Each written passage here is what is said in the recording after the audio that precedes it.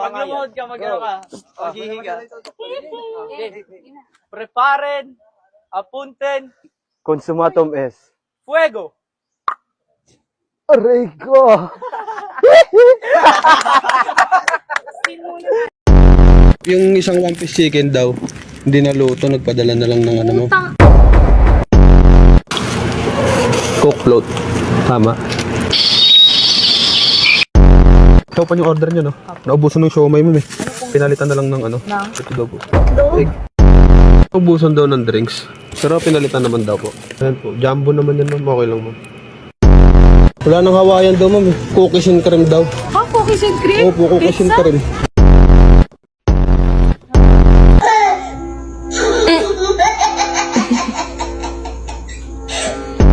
For scissors. Akala mo no? Asan ka niyan? Si iklog ng bitay-bitay. Reza, asan man ka? Reza, That is so hot. Please hurry up. So hot.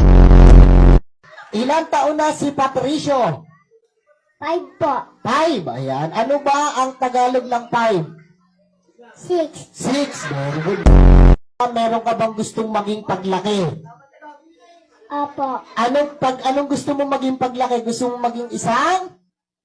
Tatay. Tatay.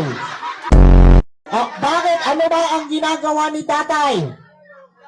Nagsasabong. Nagsasabong. Tatay tayo dyan. Pag ikaw ba ay naging doktor na, nagkaroon ka na ng license para manggamot, sino yung una mong gagamutin? Mama. Si mama. Ayan, bait naman. Ano ba sakit ni mama? Si Mosta. Chismosa. So, sabi niya magaling siya sa English. Ano ang English ng papaya? 5. Silka. Papaya. Parang sabon ata yun, ah. Ito naman. Ano naman ang English ng baka? Convert. Corn beef. Nasa lata na yun. Talagang sa lata na. Ano naman ang English ng kambing? Me. Tayo dyan. Ano naman ang English ng kabayo? Red horse.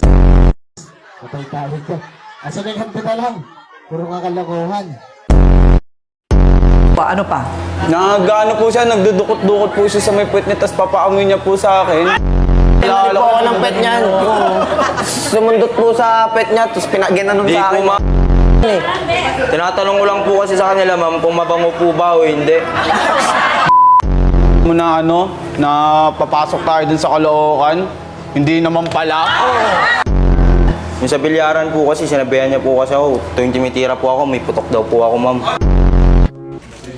Kuya, nagdodroga ka ba, kuya? Paano masabi? Tinatanong ko nga, nagdodroga ka ba? Idaragtas niyo ako para masigurado niyo? Kuya, anong style ba yung buhok na gusto mo sanang Gusto ko kalbo, kaso lang hindi marunong yung nagugupit. Hindi marunong. Magkano binayad mo? Walang bayad-bayad yung kaibigan ko yun. Kaibigan mo. So, mabilisan gupit yan. Paano mo nasabi mabilisan? Kasi, ayan o, di ba? Nakatulog na nga ako sa sobrang tagal, paano mo nasabing mabilisan? Uka-uka eh. Galit ka ba? Eh, hindi po. So, hindi ikaw ang sumaksak. Linawin na natin, hindi ikaw ang sumaksak. Eh, paano ko naman aminin yun? So, nagsinungaling ka na hindi ka ikaw. Nasinungaling ako na ako yung sumaksak dahil nasasaktan na po ako. Tingnan mo.